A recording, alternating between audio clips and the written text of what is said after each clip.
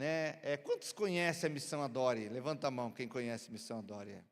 Quem não conhece a Missão Adore, levanta a mão agora.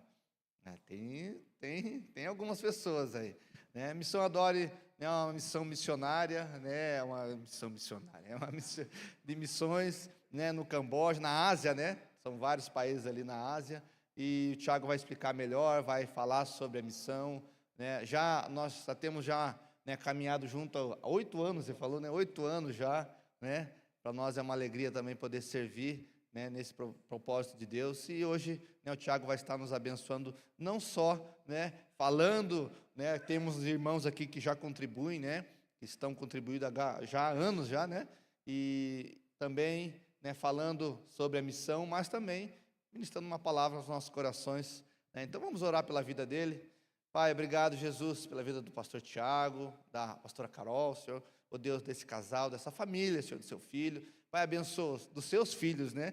Abençoa a vida deles, Pai, prospera, guarda, ó Deus, que eles possam cumprir fielmente o propósito do Senhor, que a bênção do Senhor sempre esteja sobre eles, Pai. Nós abençoamos como igreja, Pai, o ministério, nós abençoamos a família, Senhor. Nós declaramos, Senhor, que os sonhos do Senhor se realizarão junto, conectos com os sonhos do coração dos seus filhos, Pai. Nós oramos em nome de Jesus. Amém e amém. Amém. O pastor Tiago também está com o casal de missionários, né? Como que é o nome dos irmãos? Pedro e Karine, né? Também, né? Missionários também. Ele vai apresentar e vai falar sobre eles também, sobre essa missão preciosa. Amém? Povo lindo e amado de Jesus, graça e paz, boa noite. Amém? O pessoal da manhã estava mais animado. Dou outra chance para vocês. Povo lindo de Jesus, graça e paz, boa noite. Amém? Glória a Deus, o ser humano é tudo competitivo mesmo, no Brasil, na Ásia, no mundo todo. Eu amo isso. Amados, que honra, que privilégio poder retornar a esta casa esse ano mais uma vez. E como o pastor Leandro falou, são 8 anos de caminhada, né? A qual nós temos servido nesse ministério tão lindo, tão precioso, chamado Missão Adore. Alcançando povos que nunca ouviram falar de Jesus, que estão hoje, em sua grande maioria, no Sudeste Asiático. E deixa eu fazer uma pergunta bem rápida para vocês. Quem aqui está aguardando a volta de Cristo? Levanta a mão. Uau, eu também, glória a Deus. Só que, amados, existe um problema nisso tudo. Enquanto nós aguardamos a segunda vinda, esse pessoal que nós temos trabalhado, eles não sabem nem da primeira, quem dirá da volta. Então, são pessoas que nunca ouviram falar de Jesus, para esses nós temos pregado. E Deus tem nos dado uma estratégia fantástica, que é a educação. Uma vez que você pregar numa nação, por exemplo, como a Índia, que você pode ser preso, você pode ser morto, como que você prega num lugar desses? Então, Deus nos deu a educação como estratégia. Antes de abrir a tão sonhada igreja, nós abrimos escolas. E através da educação, temos alcançado esse povo. Hoje são 20 igrejas abertas pela Missão Adore no mundo, através das nossas escolas. Mediante a isso, o Senhor tem colocado pessoas, igrejas, homens e mulheres de Deus, que têm caminhado conosco, que têm tornado isso tudo possível. Vocês são esses que têm tornado isso tudo possível através das suas orações, através das suas ofertas. E tem aqueles que têm ido, né? E como a gente não faz exceção de pessoas e muito menos exceção de piadas, eu preciso de oração. Ultimamente tem vindo o corintiano trabalhar comigo. E aí comecei a orar demais, e aí vem vascaíno. Estava quase me rendendo, falei, Jesus, melhora o ambiente, né? Tá ficando perigoso. Aí piorou de vez, aí veio um botafoguense e um flamenguista. Aí eu desisti. Amados, casal precioso, Pedro e Karine, já estou despachando eles para o Camboja em fevereiro. E eles são do Rio, chegaram há pouco tempo, mas já vêm num relacionamento conosco há um longo tempo, né? E cremos no chamado deles, naquilo que Deus colocou sobre a vida deles.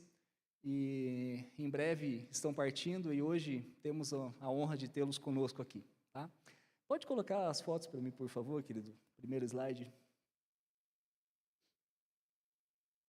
Então, essas são algumas das nações que nós estamos: Índia, Camboja, Tailândia, Laos, Myanmar.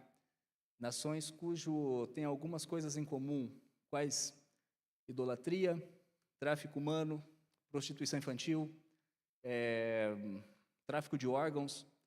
Tudo são situações que acontecem mediante a miséria, mediante a idolatria, Passa a próxima foto, por favor. Vou tentar agilizar aqui. Nações que acreditam que ratos são deuses. Nações que acreditam que vacas são deuses. Na Índia é comum você estar andando pelas ruas e encontrar pedras pintadas de laranja com olhinhos desenhados, olhos, e eles estão venerando aquelas pedras, que não estão ouvindo as orações deles, que não estão respondendo às orações deles. Passa a próxima, por favor. E eles acreditam em derramamento de sangue, eles acreditam em sacrifícios. Tá? Pode passar a próxima, essa foto é pesada. E eles acreditam em reencarnação, mas todo tipo de reencarnação. Tá? Então, como você pode ver, essa foto deu um rebuliço no mundo. Tá? É uma foto que a BBC News ela exibiu. E essa menina acreditava que o marido que morreu reencarnou no cachorro e ela está casando com o cachorro. E como eu disse de manhã, a cara de desânimo do cachorro é ter que casar com ela. Porque se de fato ela tivesse certa na teoria, coitado do marido, não conseguiu nem escapar, né? Tem que casar com ela de novo. E misericórdia. Mas, amados, a gente ri, mas ao mesmo tempo eu fico pensando, fico pensando em Deus olhando uma situação dessas. Deus, Ele nos formou sua imagem, sua semelhança. Deus, Ele nos formou para expressar sua glória. E, de repente, a gente se depara com uma situação como essa. Não diferente de Índia, Camboja, uma nação arrasada pela guerra, que eles mataram 1/3 da população, isso há 50 anos atrás. Então, se você tem mais de 50 anos, possivelmente, se você fosse um cambojano, nem aqui você estava, nem vivo você estava. E eles mataram por qualquer coisa, por saber ler, por saber escrever. Eles queriam fazer o ano zero do Camboja. Então, eles esvaziaram as capitais em 3 dias e começaram a matar todos os monges, todos os sacerdotes, os poucos pastores que tinham, as pessoas que tinham um ensino superior, as pessoas que sabiam ler, que sabiam escrever, eles foram matando todos. E não só matando, eles foram torturando e matando. A consequência disso foi uma nação órfã, que eles foram crescendo sem referência de família. Então, o homem no Camboja, ele perdeu um pouco daquela referência de provedor, de protetor. Não tem, a maioria são bêbados. As mulheres, elas têm que se virar para cuidar de casa, cuidar de filho, para sustentar a casa. E o apego aos filhos não é algo real no Camboja. Tá? É um negócio diferente. Põe a foto da bebezinha para mim, por favor. Em 2022, estava visitando um vilarejo que nossa escola está. E o nosso vilarejo é famoso por vender criança. Tá? O vilarejo que nós estamos é famoso no mundo por vender criança para qualquer lugar. E visitando essa casa, a mãe dessa bebezinha começou a querer me oferecer ela. E me pediu $50 para eu comprar essa menina. Na hora eu não acreditei. Né? Falei, é sério isso? Eu falei, sim, $50. Eu falei, não posso. E essa mãe pensou que, na verdade, eu estava recusando por conta do valor, porque eu estava achando muito caro. Aí a mãe me faz outra oferta. Eu falei, não, então me dá uma televisão. E aí você leva a menina. E, amados, aquilo me chocou de um jeito, porque eu volto para a casa que nós estávamos, e o meu filho estava com 1 ano e 10 meses. E eu vejo o Benjamin brincando ali no meio da escola. Eu começo a fazer uma comparação. O meu filho tem uma família que ama, que protege, tem uma boa educação, vai ter uma boa direção, não vai seguir se não quiser, mas o exemplo ele vai ter. Ao mesmo tempo, eu olho para essa menina sendo vendida por uma televisão. E ali nasceu um clamor no meu coração. Abri a boca a chorar no meio da escola. E ali abri um negócio no meu coração, porque eu acredito que às vezes Deus ele nos leva para lugares específicos, para fazer e falar coisas específicas a nós. Eu sei que Deus estava ouvindo o grito, o clamor do coração dessas crianças já há muito tempo. E eu tenho entendido que quando a vontade do céu e a vontade da terra se juntam, coisas lindas acontecem. E ali nasceu um clamor no nosso coração, e no dia seguinte, gente, está todo mundo proibido de comer hoje é jejum. Se esse povo está querendo dar essas crianças, então dá para nós. Mas a gente não tinha R$1 para aquilo dali. Juntei minha equipe, fomos para uma terra e fomos orar e clamar a Deus. Falei, Senhor, nos dá a oportunidade de construir um lar para essa criançada. E oramos, choramos, jejuamos, E voltamos embora, a vida está seguindo. E essa menina está na minha cabeça. Passados 7 meses, uma família da Bahia entra em contato conosco e fala o seguinte, nós sabemos da seriedade do trabalho de vocês, nós sabemos o coração de vocês e nós temos o desejo de financiar um orfanato no mundo para 1.000 crianças. E nós procuramos uma organização séria para cuidar dessas crianças e para sustentar essas crianças. Nós queremos que fossem vocês. Vocês querem um orfanato para 1.000 crianças? Então, cabeça de pastor é muito matemática, né? Mas por que em vez de 1 de 1.000 não faz 10 de 100? Alcança muito mais lugares. Não pode ser. E amados, passa a próxima foto, por favor. Em abril desse ano, a gente estava inaugurando o Finally Home, um orfanato para 100 crianças. As primeiras 100 crianças do Camboja que não vão para a prostituição infantil, que não vão trabalhar em cassino, que não vão ter seus órgãos traficados, 100 futuros pastores, 100 futuros missionários para a glória de Deus no Camboja está aqui. E vocês fazem parte disso. Vocês fazem parte desse processo, dessa construção, vocês têm orado por nós, vocês têm acreditado em nós, então muito obrigado. Passa a próxima, por gentileza. E o Finally ficou exatamente ao lado da nossa escola. Então, ficou em conjunto ali, são 350 crianças na escola do Camboja. Agora até o final do ano, nós queremos pelo menos 50 ali no orfanato. Passa a próxima, por favor. Essas são nossas crianças na Índia, 1.500 alunos todos os dias aprendendo sobre Jesus. Somos uma escola confessional. O que isso significa? Que todo dia de manhã eles vão aprender a orar, eles vão aprender a louvar Jesus. Mas eles são hindu, eles são muçulmanos, não interessa. Nós somos uma escola cristã. Aqui eles vão aprender a orar para o Deus verdadeiro. Amém? Passa a próxima, por gentileza. Essa é a nossa base, nossa escola na Tailândia, fronteira com Laos, com Myanmar.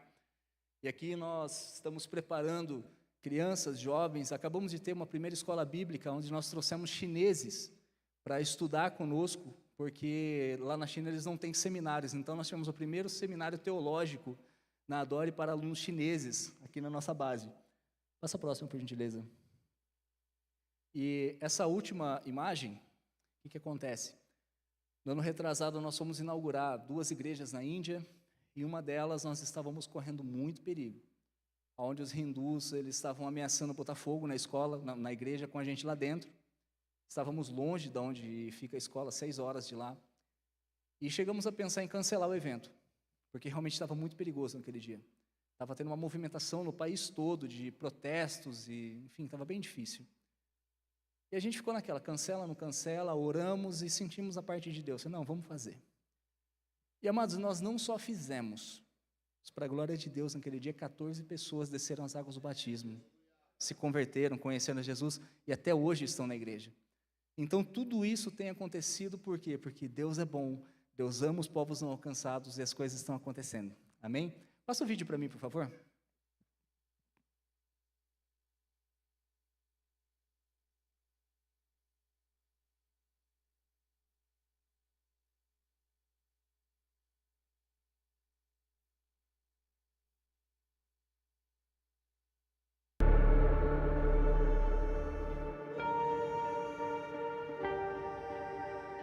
Meu nome é Kakadá, eu tenho 7 anos, sou cambojano e a minha família inteira é budista. Sem a perspectiva de um futuro melhor, Kakadá é a estatística viva a ser chamada povos não alcançados. Ele é apenas um entre milhões, pessoas esquecidas pelo mundo, mas não por Deus. A Ásia abriga mais da metade da população mundial.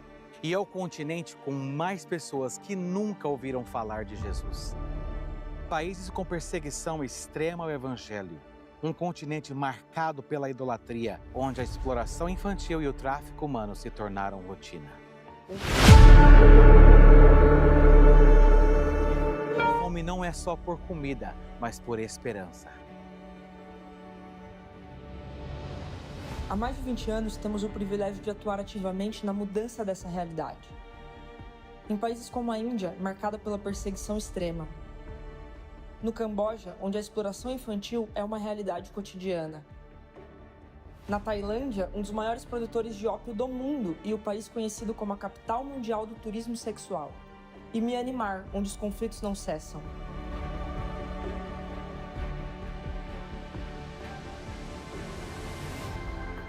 Em meio a tudo isso, entendemos que o Senhor nos levanta como resposta. E qual é a nossa estratégia para transformar essas realidades? A educação. Há 20 anos trabalhamos na Ásia com um único propósito: Transformar vidas e salvar essa geração para Jesus. Acreditamos que investir na formação de crianças e jovens é o caminho para romper ciclos de pobreza e desespero.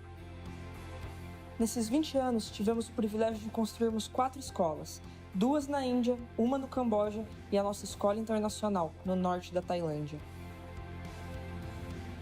Também plantamos mais de 20 igrejas na Ásia, muitas delas na Índia, um dos países mais fechados ao evangelho do mundo.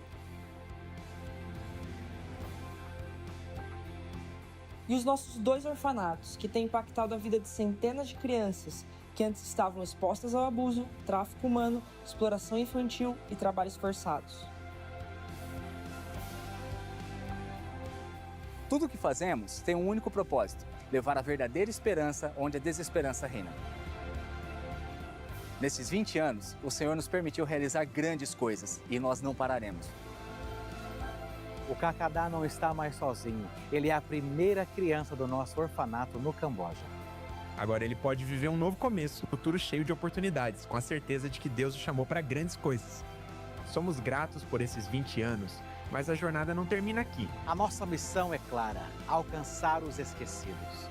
Levar Jesus aos que nunca ouviram e preparar a próxima geração de pastores e líderes. Essa obra não vai parar. E agora que você conhece a realidade de tudo isso, seja parte da solução. A Ásia grita com urgência: ajude-nos a transformar.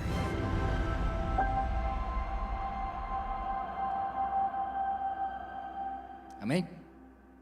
Mas distância um pouquinho daquilo que vocês têm construído junto conosco. E em nome de cada criança, em nome de cada pastor, em nome de cada pessoa que tem sido salva na Ásia, nosso muito obrigado. Vocês fazem parte disso. Amém? Para eu concluir, tá? Eu quero fazer 2 apelos a você. O primeiro deles: estejam orando por nós. São basicamente todos os dias, lidando com crianças que foram abusadas, crianças que passaram por situações muito complicadas.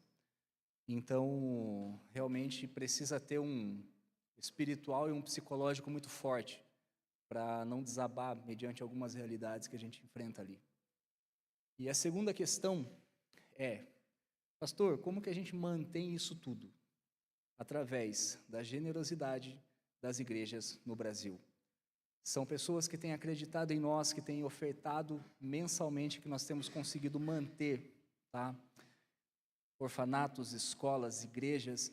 Os pastores da Dori, tudo que eles recebem vem daqui do Brasil, das igrejas aqui no Brasil. E o que isso significa? Significa que se a igreja no Brasil hoje para de ofertar na Dori, o trabalho para. Porque Deus nos deu essa estratégia de construirmos igrejas com igrejas. Então, todo final de semana nós estamos em igrejas diferentes, com o mesmo foco, o mesmo propósito: alcançar povos não alcançados. Eu gostaria de convidar você, fique tranquilo, não vou levantar oferta agora, mas eu vou sim te desafiar a se tornar parte disso, a se tornar um parceiro da Missão Adora. E como que eu posso fazer isso, pastor? Através dessa ficha. Essa é uma ficha de adoção que nós temos, ao qual você está fazendo um compromisso, não comigo, com Deus. Para Deus, por 1 ano, eu vou estar ofertando uma pizza a menos no mês. Garanto para você que não vai te fazer falta ainda, vai te fazer bem. E por 1 ano, eu vou estar ofertando, eu vou estar adotando uma dessas crianças, eu vou estar impedindo que uma dessas crianças seja vendida para um cassino. Eu vou estar impedindo que uma dessas crianças seja vendida para prostituição infantil, seja vendida por uma televisão. Eu vou manter uma dessas crianças dentro do orfanato, dentro da escola, e assim impedir que esse mal chegue à vida delas. Quanto vale a educação dos nossos filhos? Quanto vale, amados, com que os nossos filhos sejam protegidos, guardados? E é mediante a isso que eu quero te convidar a se tornar um parceiro da Dori. Com qual valor? Aquilo que você puder, tá? E para a gente ganhar tempo, para você que pode se tornar um parceiro, dá um sinal com a sua mão. O pessoal vai entregar a ficha para você agora aqui. Pastor, eu já era mantenedor, eu preciso pegar a ficha de novo? Sim. Então, Então, eu pedi para o pessoal vir aqui da frente, por favor. Daí vai passando para o pessoal. Deixa a sua mão levantada, por gentileza, que o pessoal vai entregar agora para você a ficha. Eu já vou te explicar como que funciona, tá? Mas vai pegando aí. Você pode ofertar através do cartão de... Pode entregar para eles, amados. O pessoal que levantou a mão aí, mantenha a sua mão levantada, por favor.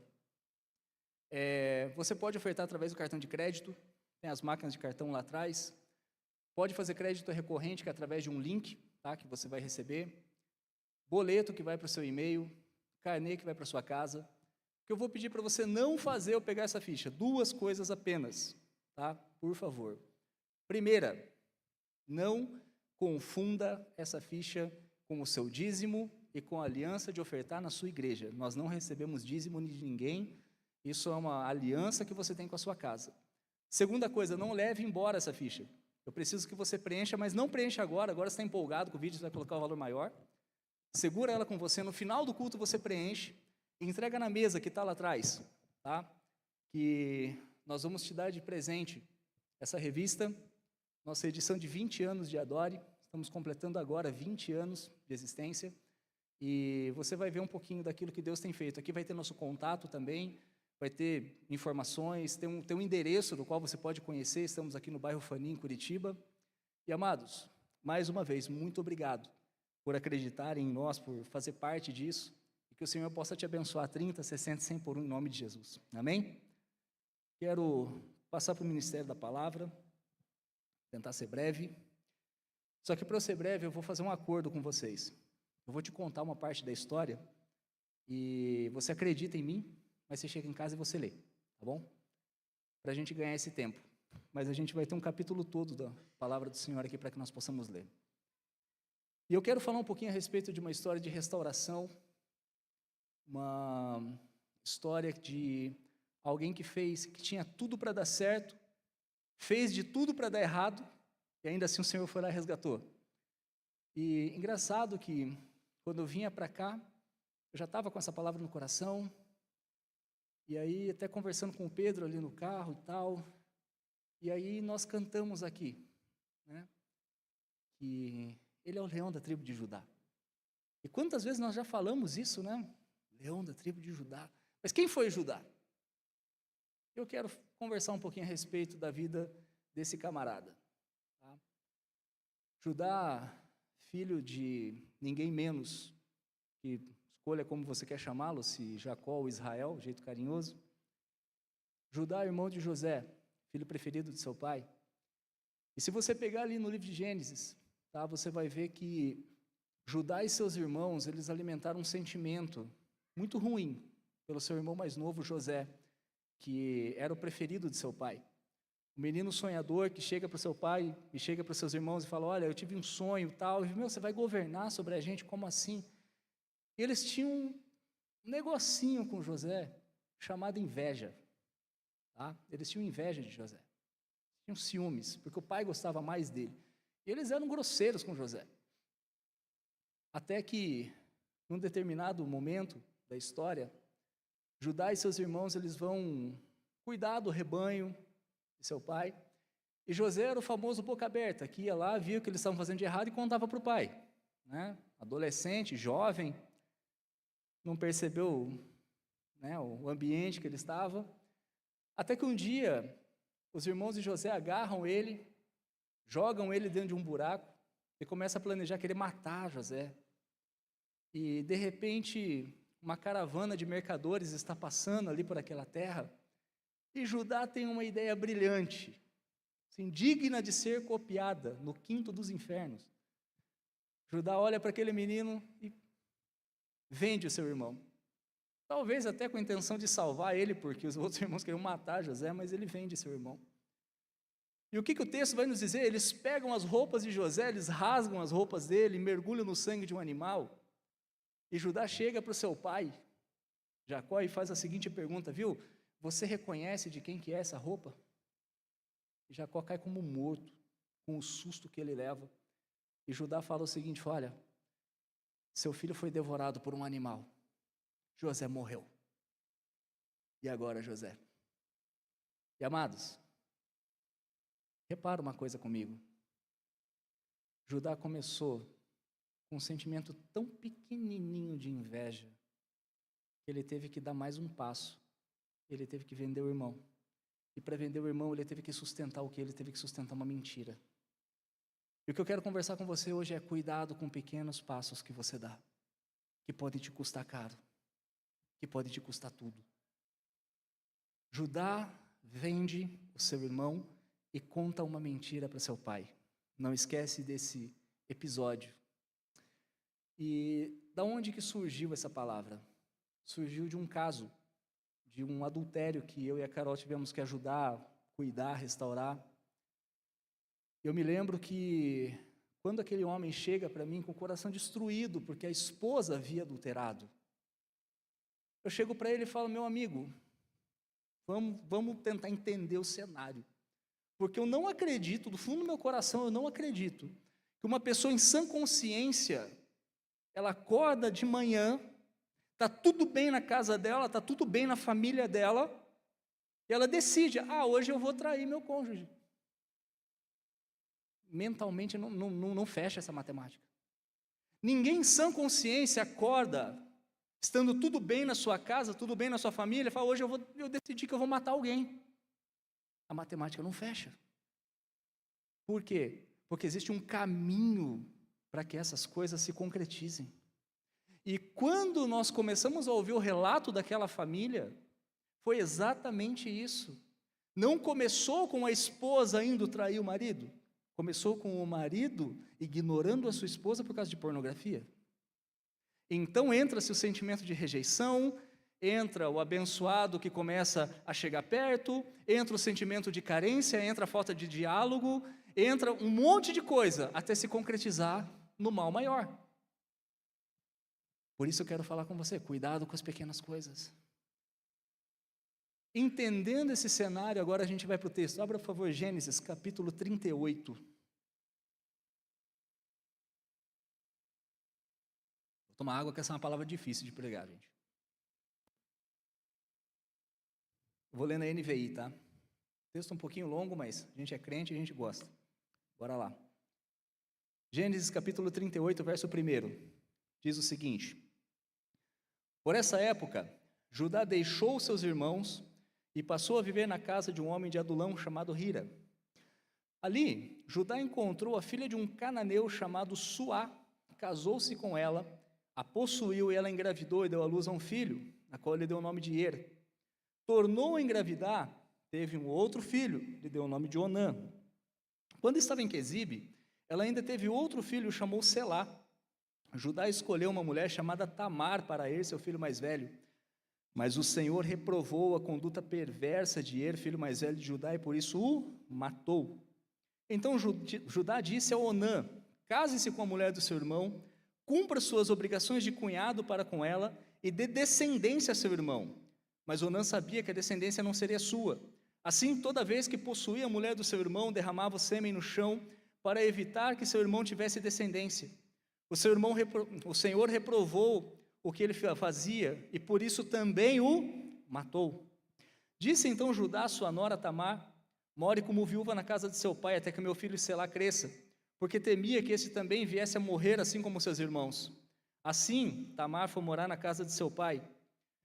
Tempos depois, morreu a mulher de Judá, a filha de Suá. Passado o luto, Judá foi ver os tosqueadores dos rebanhos em Tímina, com seu amigo Hira, o adulamita.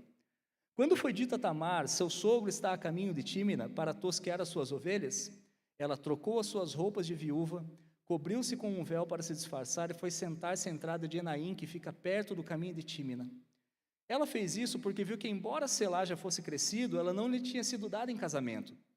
Quando a viu, Judá pensou que fosse uma prostituta, porque ela havia coberto o rosto.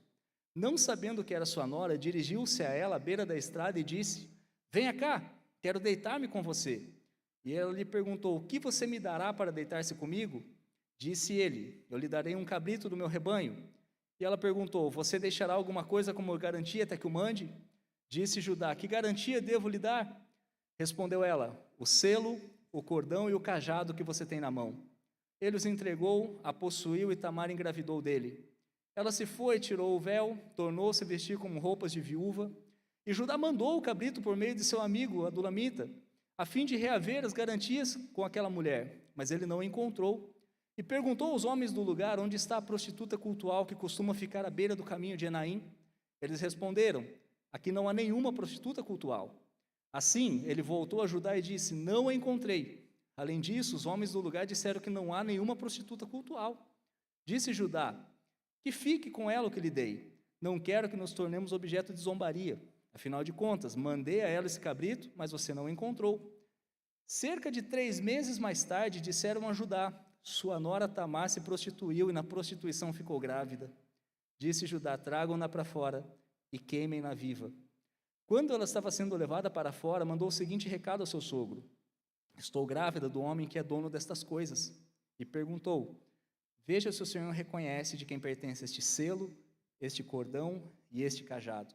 Judá os reconheceu e disse: ela é mais justa do que eu, pois eu devia tê-la entregue a meu filho Selá, e não voltou a ter relações com ela. Até aí. Feche seus olhos, abaixe sua cabeça. Espírito Santo de Deus, mais uma vez nós recorremos à tua graça, recorremos à tua santidade e reconhecemos que não temos nada, Pai, não temos nada. De nós, como homens, somos falhos. Portanto, Espírito Santo de Deus, recorremos à misericórdia do Senhor, que nasceu sobre nós no dia de hoje, ao nascer do sol. E te pedimos, fala conosco, fala com cada homem, fala com cada mulher. Repreendemos toda interferência humana, toda interferência maligna. Pai, cancelamos, Deus, todo espírito contrário que venha tentar trazer distração, tudo aquilo que venha tentar impedir com que seus filhos entendam da tua palavra. E mais uma vez te pedimos, Espírito Santo, perdoa os nossos pecados, ações, palavras, atitudes, pensamentos que ofendem a tua santidade. Nós pedimos perdão, Espírito Santo. Fala conosco nessa noite, em nome de Jesus. Amém. Amados, o que nós acabamos de ver aqui foi nada menos do que um homem que mente para seu pai, toma uma atitude incomum daquela época. Eles viviam um regime patriarcal, tribal. Eu não sei, a Bíblia não fala, eu de tanto ler esse texto, eu chego a pensar que ele não aguentou ver o pai na situação que ele deixou, por causa de uma mentira que ele havia feito, e ele se muda, ele sai dali. E quando ele sai dali, ele se casa com uma estrangeira, com alguém que está fora da aliança, daquilo que Deus havia determinado para ele. Ele, casado com essa moça, tem 3 filhos, Er, Onã e Selá. E eu fico pensando, vamos lá, no mundo nós temos milhares e milhares de línguas e dialetos diferentes. E podemos usar algumas características de Deus, que Deus é bom, Deus é amor, Deus é benevolente, Deus é a estrela da manhã, Deus é tudo. E esgotando todas as línguas do mundo, não chegaremos a 1% do que Deus é, porque Deus é eterno. Porém, o filho mais velho de Judá, chamado Er, este homem, ele conseguiu ser perverso ao ponto de Deus se irar com ele e o matar. Judá não fez o pai dele chorar a morte de um filho por uma mentira? Ele está enterrando um filho de verdade. Judá está pagando na mesma moeda, só que ele está pagando de verdade. E o que dizia a tradição da época? Que o filho mais velho morreu, não deixou herdeiros. O próximo da fila ali, o próximo casa-se com a nora, e o primeiro filho do casal seria descendente daquele que morreu. Onã, sabendo disso, ele se recusa a dar uma descendência para seu irmão. Eu só penso em 2 coisas nessa situação. A primeira, ele realmente era um cara mau. A segunda, eu fico pensando no ambiente que era aquela casa, aquela família, a ponto de um irmão não querer gerar descendência para o outro. Como será que era a harmonia daquele lar? Só que feito isso, Deus olha para Onã e também o mata. Judá enterra o seu segundo filho. Caminhamos na história. Judá pega aquela moça e fala o seguinte para ela: vai para a casa do teu pai, você já matou 2, então fica lá. Quando o pequenininho crescer, eu te dou em casamento para ele.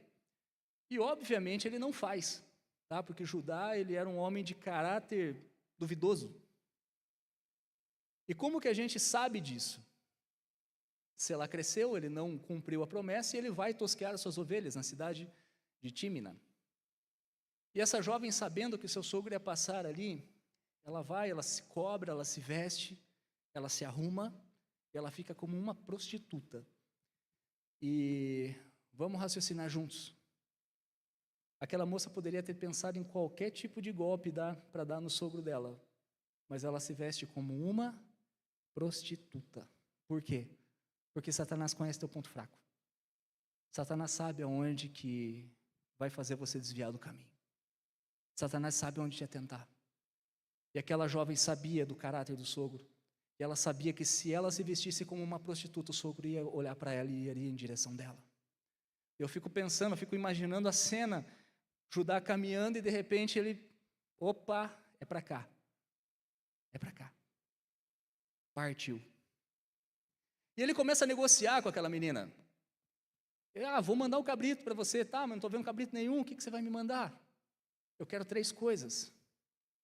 E a Bíblia ela vai ter muitas figuras de linguagem. Depois você pergunta para o teu pastor aqui. Mas a Bíblia ela tem muitas figuras de linguagem e ela pede 3 coisas para ele. E para mim são essenciais para essa história. Ela pede o selo, que era um anel, brasão de família, um cordão e o cajado que ele tinha na mão. Qual a representatividade de cada uma dessas coisas? O selo representava a identidade dele. O cordão de 3 dobras que eles usavam representavam os elos familiares. E o cajado representava seu ministério, representava seu trabalho, quem ele era. Repete comigo essas 3 palavras. Identidade, família, ministério. Ela pede tudo isso para ele por alguns minutos de prazer. E ele entrega. O homem que era invejoso, que vendeu o irmão, que mentiu para o pai, que enterrou os filhos, entrega tudo em troca de um momento de prazer. Identidade, família, ministério. Amados, cuidado com pequenos sentimentos que você alimenta, porque isso vai custar tudo de você. Eu falei que não era uma palavra fácil, dá um sorriso aí, gente, misericórdia. Feito isso, aquela menina vai para casa, ela engravida dele, e agora, mas não basta, né? Ele manda o pagamento, o rapaz volta e fala, não tinha prostituta nenhuma, é claro que não tinha prostituta, ela não era prostituta. E o que Judá faz? Falou, não, então joga para debaixo do tapete, vão abafar o caso, se cair na internet vai dar ruim, então deixa quieto. E ele abafa o caso, fala, não quero virar objeto de zombaria, sou orgulhoso demais para isso.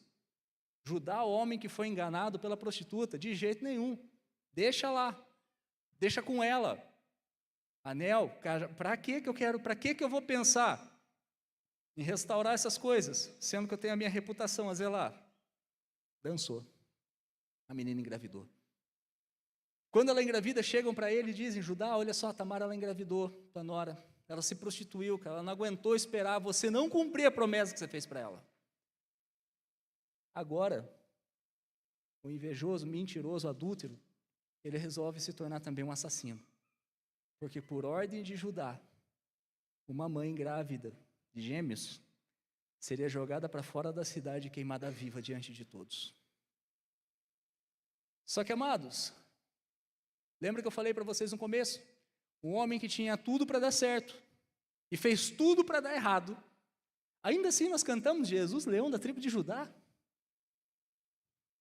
Por quê? Porque Deus é um Deus de restauração. Porque Deus não desistiu de Judá. Porque quando aquela mulher está sendo levada para fora da cidade, Judá é confrontado no seu pecado. E ela faz exatamente a mesma pergunta que Judá faz para o seu pai.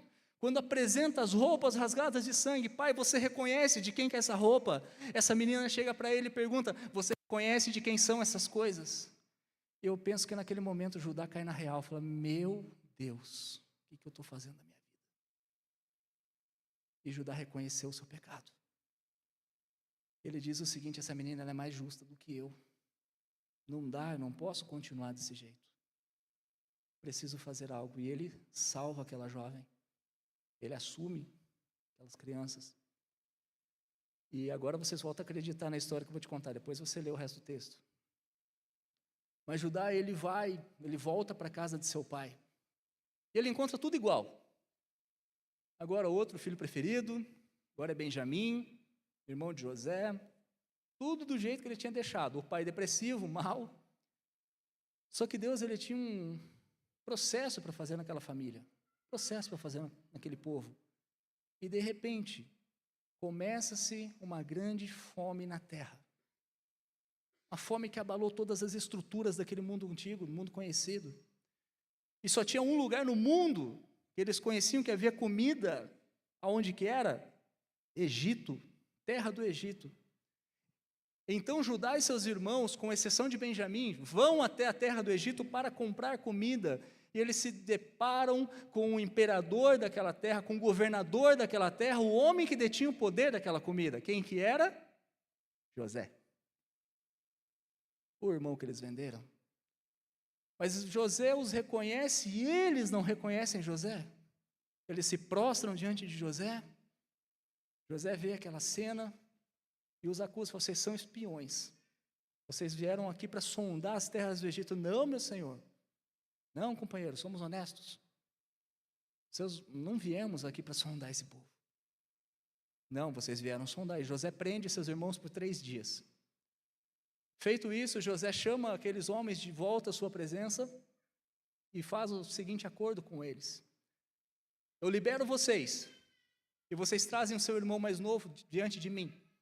Eu quero conhecer o tal do Benjamim que vocês falam que é o irmão de vocês.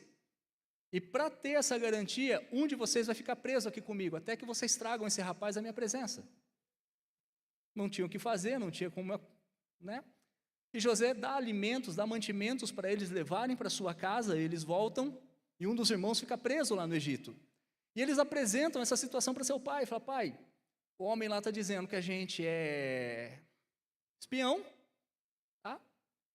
E ele quer que Benjamim vá lá, senão o outro vai ficar preso. Não é uma escolha muito difícil para Jacó. Ele falou: não, deixa lá. Benjamim não vai. Porque eu fico imaginando Jacó relembrando tudo aquilo que ele passou por José. A dor ela é real até a hora ela não é real até a hora que a gente sente. Só que a comida acabou, era necessário voltar para o Egito. E mediante a isso, eles fazem uma reunião familiar. Olha, a única forma da gente voltar a comprar comida no Egito, para a gente não morrer de fome, é levar Benjamim lá. E Jacó está relutante: não vai levar Benjamim. E Judá toma uma postura que, pela segunda vez, eu olho para ele e falo: rapaz, você está virando um homem. Judá diz o seguinte: olha, pai, eu assumo toda a responsabilidade por ele. Qualquer coisa que aconteça com Benjamim, eu assumo a responsabilidade.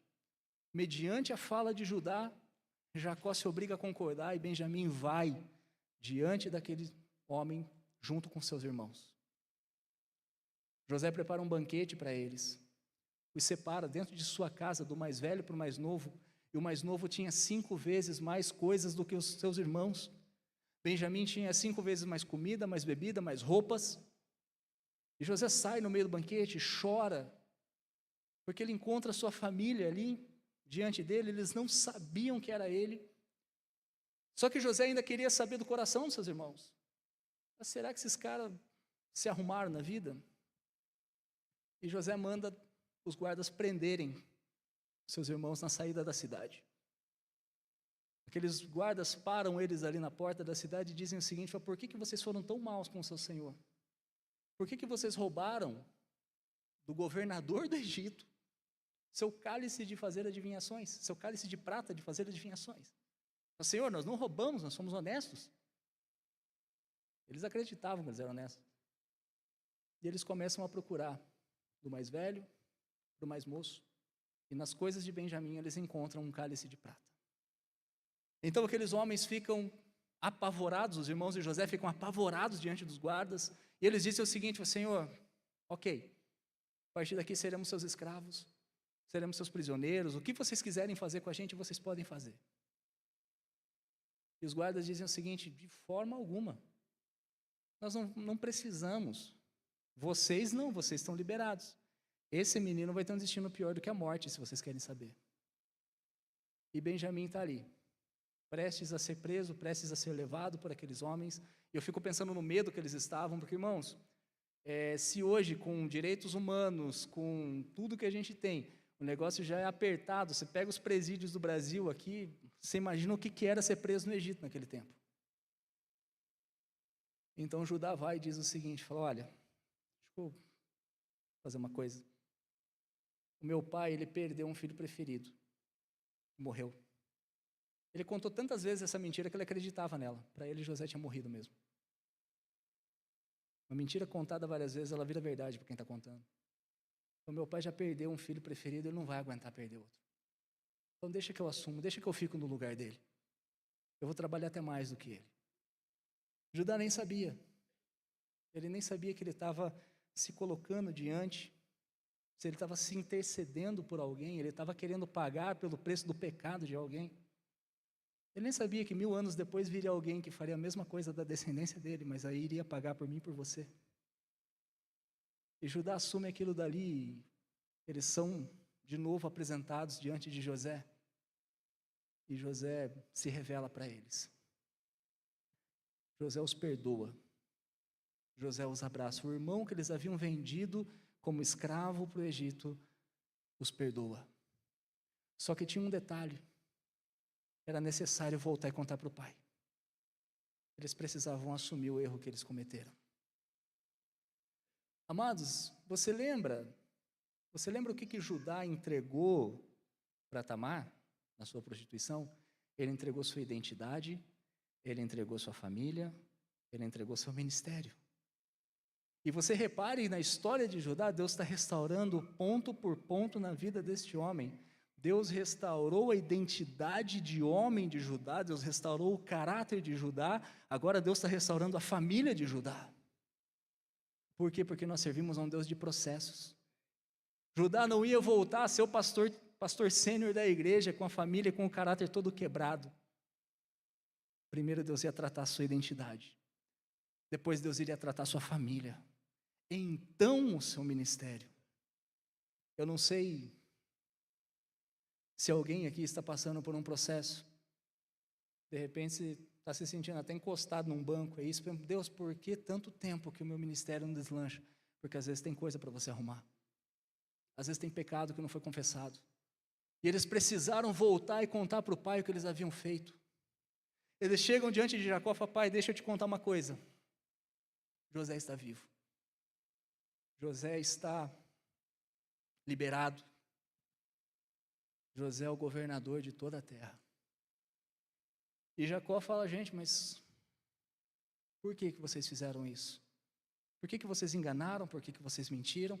Repara quanta coisa tinha lá atrás, que não deslanchava na vida, precisava ser arrumado, precisava ser perdoado. Quanta mágoa que tinha ali para trás, que não havia sido colocada à mesa, que não havia sido feito com clareza.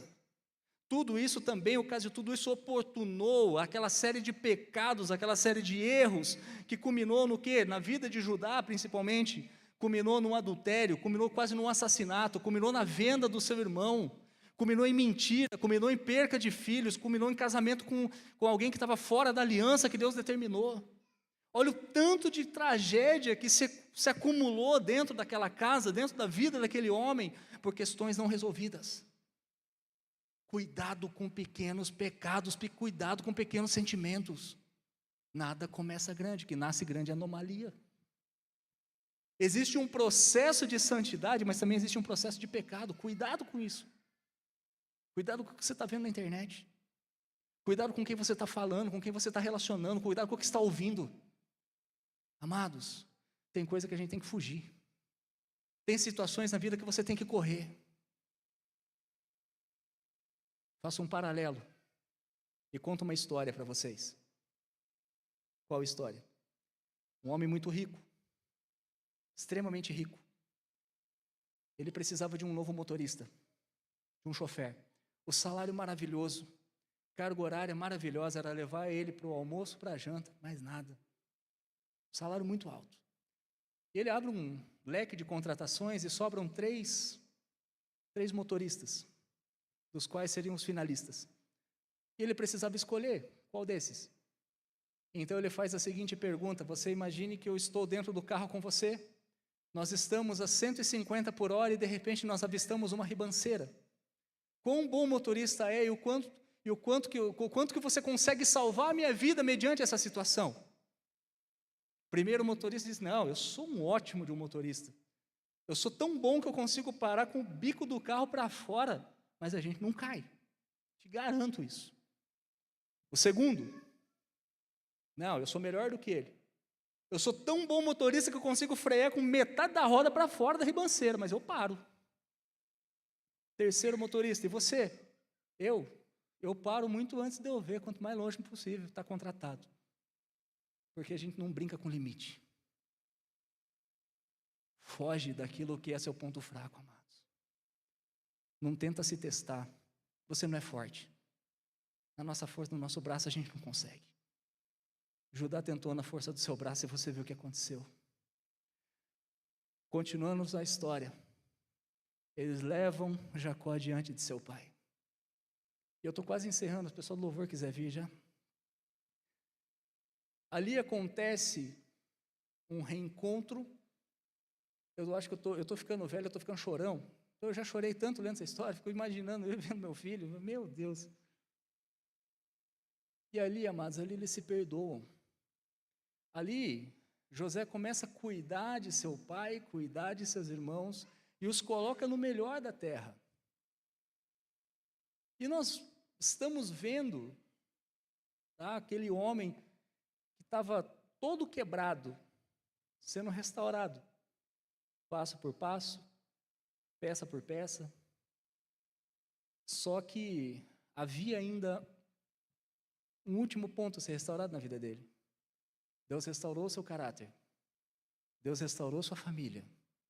Só que aquele homem segurava um cajado nas suas mãos. Aquele homem era um pastor. E aquele pastor precisava ser reintegrado. Aquele pastor precisava ser restaurado. E nós servimos a um Deus tão misericordioso. Sabe aquele texto que diz que onde abundou o pecado, superabundou a graça? Nós vamos ver que Deus, ele não entrega de volta apenas um simples cajado na mão de Judá. Jacó, quando estava para morrer, ele lança algumas palavras a respeito de seus filhos. E, de repente, ele chega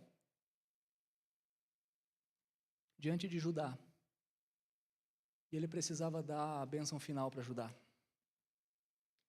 Abra, por favor, comigo, Gênesis capítulo 49.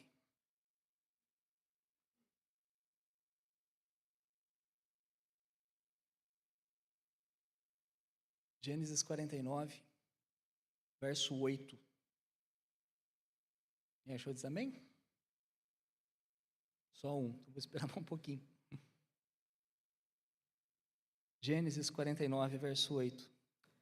Jacó diz o seguinte para Judá: Judá, seus irmãos te louvarão, a sua mão estará sobre o pescoço dos seus inimigos, os filhos de seu pai se curvarão diante de você. Judá é um leão novo, você vem subindo, filho meu. Depois de matar a presa como um leão, ele se assenta e se deita como uma leoa, quem terá coragem de acordá-lo?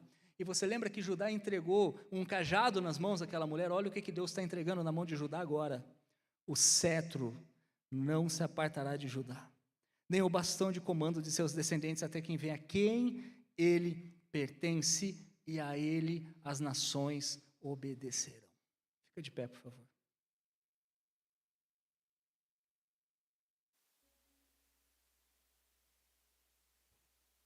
Amados, Deus não está entregando um simples cajado de volta nas mãos de Judá. Cetro significa realeza. Cetro significa governança. E Deus restaura o ministério de Judá, não apenas com um cajado. Deus restaura o ministério de Judá com um cetro de governança. Um cetro ao qual nós falamos dele até hoje. Um cetro ao qual, 1000 anos depois, o dono daquele cetro viria. Nasceria numa manjedoura, teria uma vida simples, e a história passaria a ser contada antes dele e depois dele. Só que Judá, ele teve que tomar algumas atitudes para chegar nesse ponto, para chegar nesse lugar. Judá teve que parar de ver pornografia na internet. Judá teve que parar de mentir. Judá teve que parar de querer dar jeitinho nas coisas. Judá precisou consertar erros do passado, confessar pecados do passado. Sabe, amados, nós servimos a um Deus tão grande, tão poderoso que pegou o homem enterrado no lamaçal do pecado, transformou a vida dele e colocou ele na linhagem real, daquele cuja história seria contada antes e depois dele. Deus pega um homem que estava todo quebrado, com mentira, com prostituição, com desejo de assassinato, com mentiras. Deus transforma a vida daquele homem e coloca ele na linhagem da qual o Rei dos Reis, o Senhor dos Senhores, a raiz de Davi, a estrela da manhã, o maior, o poderoso, o precioso, o maior, ao qual a expressão exata de Deus estaria sobre a terra, veio da descendência de aquele homem.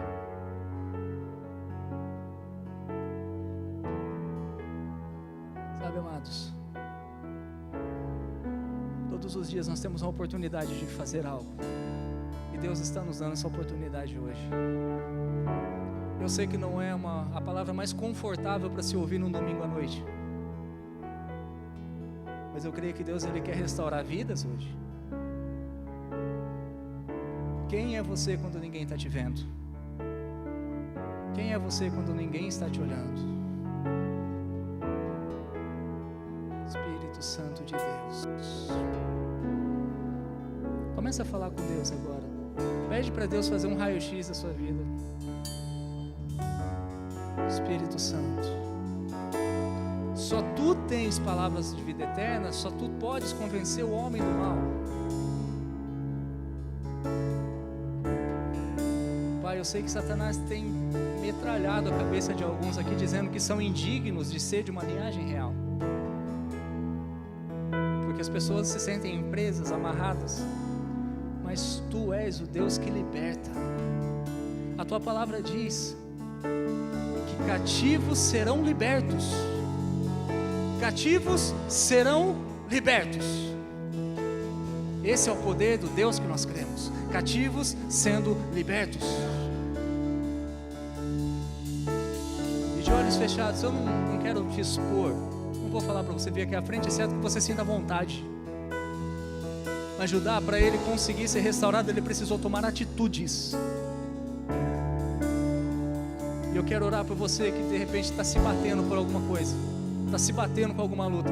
Eu não consigo me livrar de pecados financeiros, de pecados morais, eu não consigo me livrar de pecados, qualquer tipo de pecado. Eu sinto que eu estou preso, pastor, eu sinto que minha vida não vai, que minha vida não caminha. Hoje é o dia de mudança dessa história. Hoje é o dia de dar um ponto final nisso. Teus pecados foram perdoados pela obra de Jesus Cristo na cruz, já está consumado, já está feito. O que você precisa fazer é assumir essa identidade de filho, assumir essa identidade de alguém que foi libertado do pecado. Levante sua mão se você está nessa situação, precisando de alguém que ore com você. Ah, Senhor, aconteça o que aconteça, eu não vou sair daqui mais devendo nada. Levante suas mãos, eu quero orar por você nesse momento. Está todo mundo de olho fechado aqui, ninguém está olhando para você. Levanta sua mão. Espírito Santo de Deus, Pai, eu oro por cada mão levantada aqui, Senhor. Declaramos, Espírito Santo, Satanás perdeu de novo. Declaramos a Tua vitória na cruz sobre a vida dessas mãos levantadas. Declaramos, Pai, que estes homens e mulheres aqui estão fortes para vencer o pecado. Pai, eu oro, Deus, para que pessoas possam juntar-se com eles e ajudá-los em seus momentos de fraqueza. Pai, eu peço, Espírito Santo, ouvidos atentos à Tua palavra, que no momento que aquele vício do pecado chegar, eles possam ouvir a Tua doce voz, falando: não, eu tenho mais para você. Eu tenho uma eternidade para você. Eu tenho uma linhagem real para você. Não se suja com isso. Espírito Santo de Deus, eu declaro homens e mulheres libertos aqui essa noite. Eu declaro homens e mulheres sendo levantados como vozes proféticas aqui. Em nome de Jesus, Espírito Santo de Deus, eu declaro, Pai, se tem situações que precisam ser resolvidas lá atrás. Deus, que o Senhor possa dar graça, que o Senhor possa conduzi-los da melhor forma. Eu oro, Pai, para que líderes aqui da igreja possam acompanhá-los, possam ajudá-los, Pai, mas tudo que importa é saber que esse povo está liberto, esse povo está sarado, esse povo estará, Senhor, podendo olhar no espelho e não sentir mais vergonha. Toda depressão vai embora em nome de Jesus. Todo espírito depressivo, todo espírito de vergonha vai embora em nome de Jesus. Espírito Santo de Deus, livres, seus filhos estão livres. Teus filhos vão cantar louvores ao Senhor agora, livres, apropriados da obra da tua cruz, apropriados daquilo que o Senhor fez, em nome de Jesus, em nome de Jesus, Espírito Santo.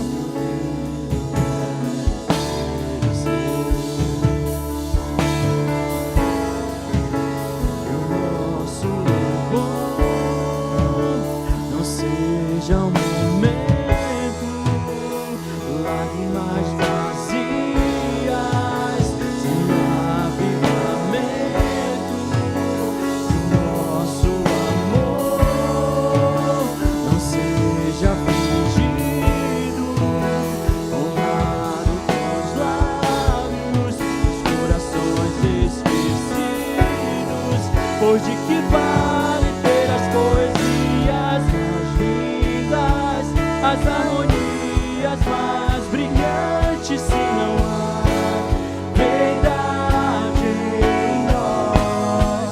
Pois de que vale ter tudo e não ter nada?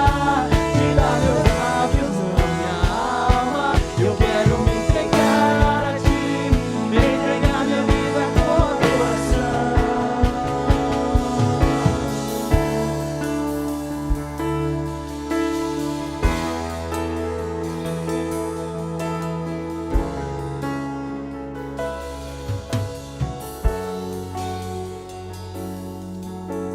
Aleluia. Obrigado, Jesus. Louvamos, Senhor. Obrigado, Senhor. O Senhor é bom. Como diz a sua palavra, a sua misericórdia está sobre nós. Ela se renovou mais uma vez. E hoje é o dia, Senhor. Hoje é o dia onde nós podemos contemplar o Senhor, onde nós podemos dizer sim mais uma vez ao seu chamado. Sim, Senhor, nós se renderemos. Oh Deus, nós sabemos que um dia todo joelho se prostrará, toda língua confessará, mas hoje, nesse dia, nós não precisamos esperar o grande dia do Senhor, onde todo joelho será quebrado e dobrado. Pai, nós lançamos as nossas palavras de adoração e de declaração que o Senhor é o nosso Senhor e Salvador. Eu oro em nome de Jesus, que esse entendimento esteja sobre cada um e que o teu nome seja glorificado nas nossas vidas, em nome de Jesus. Você crê nisso? Amém? Você pode dar uma salva de palmas a Jesus. Aleluia. Aleluia. Amém, amém, aleluia. Glória a Deus, você recebe essa palavra. Amém, queridos. Irmãos, nós podemos fazer parte disso, né? Eu falei pela manhã e é uma frase, né, que é um grande, né, um famoso pastor diz que o cristão, todo cristão, ele é um missionário ou um impostor, né? Se nós não temos, e talvez você possa falar, puxa, mas eu não tenho, né, o meu chamado não é, né, ir até as nações e fazer isso. Mas você pode ser um missionário investindo, né? Investindo em pessoas, né, que vão fazer esse trabalho. Isso também é algo missionário.